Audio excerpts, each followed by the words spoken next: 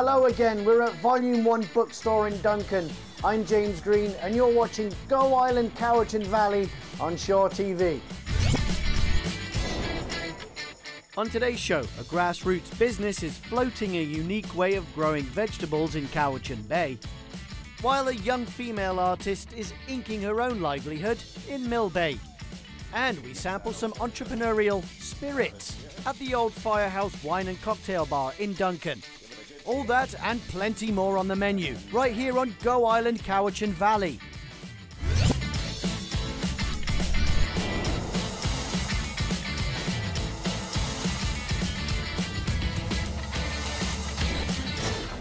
Go Island, Cowichan Valley, and if you'd like a little bit of creativity in your life, today's show is just for you.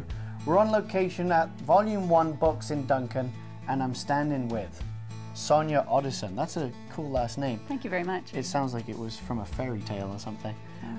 We're looking at books today and local authors. Tell us a little bit about Volume One Books. Who do you cater for?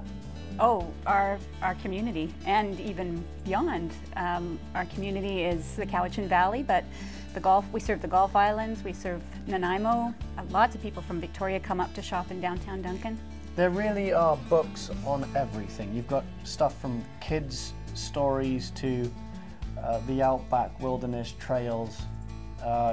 You know, the scope of books these days, it's far-reaching. Can you explain a little bit? Oh yeah, I mean, people come in and want books about hunting and fishing and picture books for their children, and the junior and young adult fiction just flies off the shelf. Well, kids have like an overactive imagination to begin with, so this is kind of like a playground for them, and the library too, right? Absolutely. I mean, so the Volume One's been in Duncan for 42 years? Yes, this fall, yeah. So it'll be 42 years. What keeps the bookstore thriving, do you think? I would say knowledgeable staff, and you know, we have pretty smart owners, pretty savvy people who really know the book industry. Mm-hmm. And the third thing is our loyal customers. And what do you recommend right now? What's a bestseller? What is a bestseller? Maybe for an adult. Like, for an adult? Well, anything by Bill Jones, who's one of our local authors. Yeah, he's writing some good stuff. He's a local chef. Really? Yeah. So what's he writing about? Like food, obviously. He's actually writing about foraging a lot, on foraging. What's that? So, foraging for food? Foraging for food. Finding food in your fields and in your forest, and it's mushroom season. There's a top pick. What about kids' books right now? What's trending in the kids' world? Okay, well, we have a local author, Josanna Crowe, who has written Barley of Maplewood, and that is a junior fiction pick, but what she's also told me is that it can be read to pre-readers as well. It's a lovely story that has a lot of really positive messages in it. And actually, we're going to meet Josanna on the show coming up shortly. But first, I want to take you over to the agricultural section to set up our first story. It's the section in any bookshop where a healthy read germinates a healthy seed. Now, you've probably seen organic gardening using perfectly pH'd soil to create food, but there's a Rain Coast farm, and Raji Kabli visited to find out that you can use fish tanks to grow grub. Go Island, Cowichan Valley, and we're on location from Volume One Bookstore in downtown Duncan. Now, this is Barley, and a character created by Josanna Crowe, author. You've put in the finishing touches to him. Who is he? Barley of Maplewood is a little mouse, probably a field mouse, and he lives what I envision to be my backyard. And he is a timid mouse, kind of shy and easily intimidated. And when his cousin moves to the neighborhood, Barley's world falls apart. Barley loses his standing in the mouse community, and he has to pick himself up by his bootstraps and build up some muscle, build up some physical skills, and build up a bit of a tough skin in order to handle the situation. And he becomes a brave mouse, not because, not overnight. He works on it. He practices, and he ventures into the Maplewood forest, the very scary forest. Because when you're a mouse, everything out there can get you. Barley of Maplewood, and we are celebrating local authors at Volume One Bookstore. This is your first children's book? It is. And I wrote one of the chapters I wrote when my grandson was 6 months old. He's now 8. And a year ago, I realized that if I don't write the book soon, he's going to be too old to read it. And he now has a younger brother. So I was writing most of last year. And the most difficult part for me was the plot, because without the plot, there's no story. So being a children's book, it has to be plot driven. I had an editor and a writing coach that helped along. And of course, English is my second language. Oh, really? It is my second language. So I have a bit of an accent here and there. So I had to work with an editor, with a proofreader, and my husband Harvey was the proofreader on this book.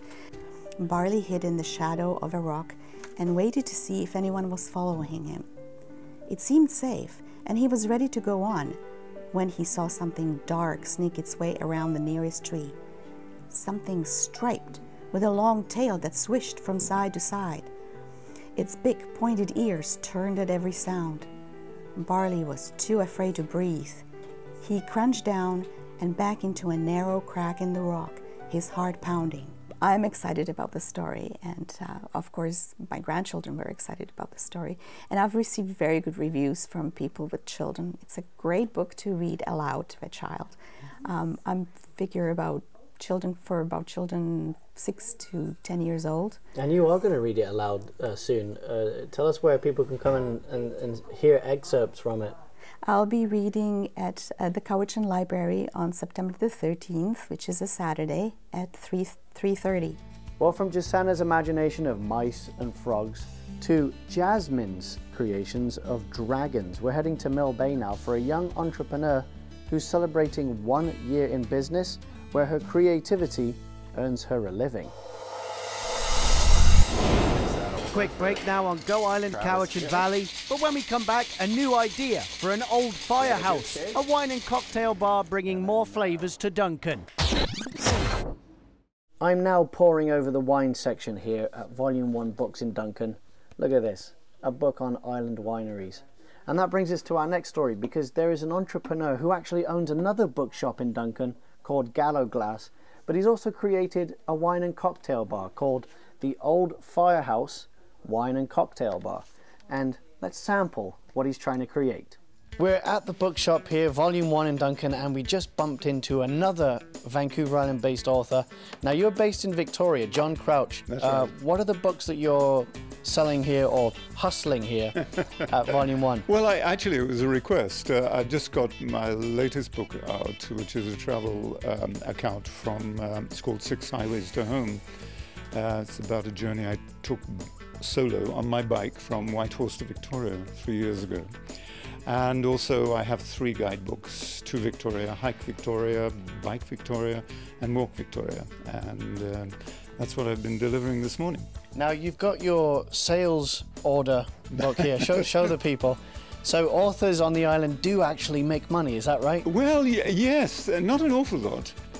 But I won't say it even keeps the wolf from the door, but it allows me to do my trips. It's a nice little revenue stream that I have going.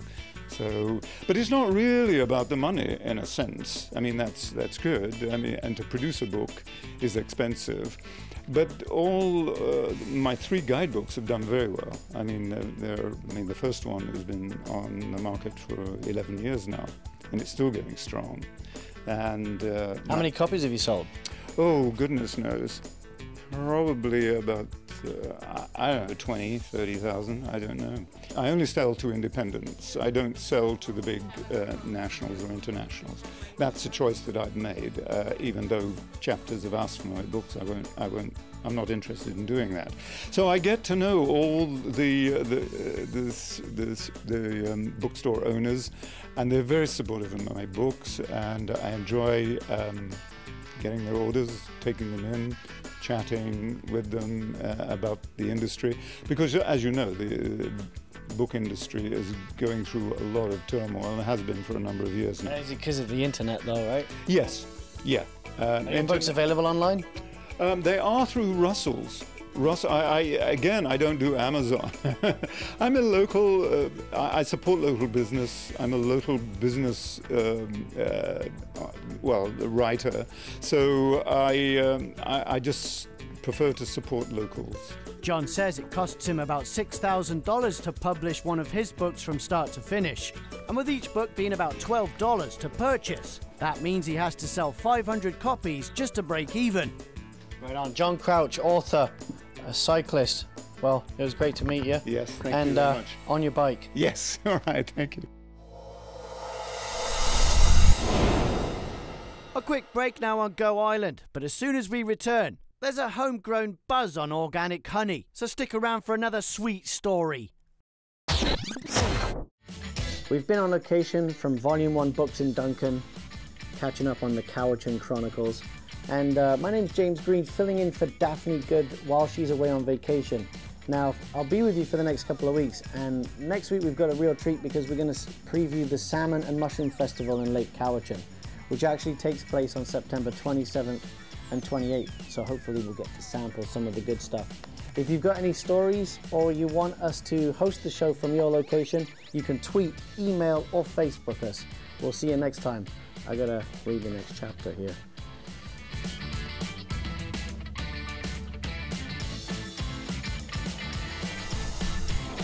Women's clothing provided by Tulip Noir, casual designer fashions.